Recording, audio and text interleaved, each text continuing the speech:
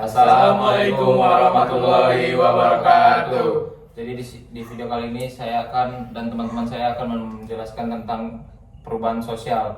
Jadi perkenalkan, nama saya Adel Temanik. Perkenalkan, nama saya Muhammad Rizky Bintara. Perkenalkan, nama saya Brian Razaki. Perkenalkan, nama saya Rizky Akbar. Jadi saya akan menjelaskan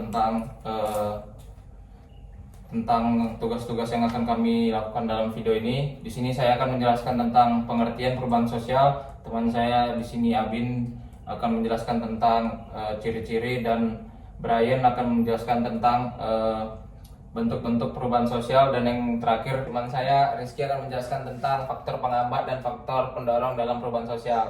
Jadi selamat menyaksikan. Bang Dri.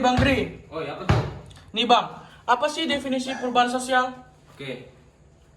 Jadi materi yang pertama tentang definisi perubahan sosial. Jadi apa sih definisi dari perubahan sosial itu?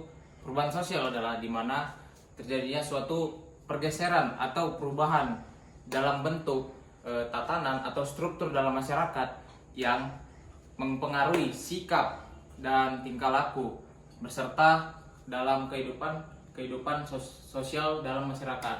Nah, dalam pengertian ini juga ada dua menurut para ahli. Yang pertama itu menurut Selo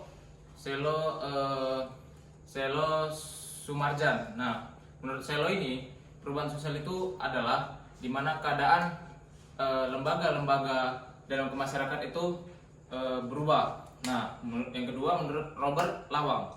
Menurut Robert Lawang ini di mana adanya sistem-sistem yang berbeda dan yang bisa cepat diatur ataupun cepat berubah. Nah, jadi sekian materi yang saya sampaikan tentang definisi perubahan sosial. Saya harap teman-teman sekalian bisa mengerti dan bisa memahami dan bisa dijalankan dalam kehidupan sehari-hari. Sekian dari saya, terima kasih. Oke, makasih Bang Dri. Bang Bin. Kenapa?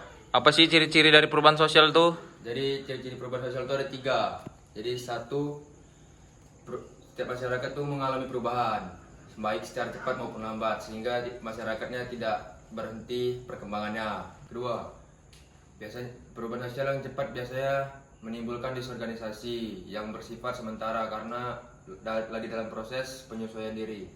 Yang ketiga, perubahan sosial terjadi karena bidang material dan imaterial yang keduanya memiliki hubungan timbal balik. Sekian, terima kasih. Oke.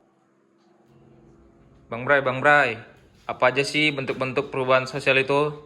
Oke, jadi bentuk-bentuk perubahan sosial ini yang pertama ada perubahan yang lambat dan perubahan yang besar. Nah, teman-teman, ini dikategorikan menjadi 3. Yang pertama ada unilinear. Ini teori evolusi yang melalui tahap-tahap tertentu. Yang kedua ada multiversal. Kalau yang kedua ini dia tidak melalui tahap-tahap tertentu, teman-teman.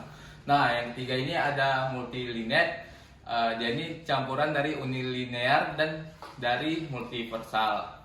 Dan yang kedua ada perubahan yang berpengaruh besar dan berpengaruh kecil. Yang ketiga ada perubahan direncanakan dan tidak direncanakan.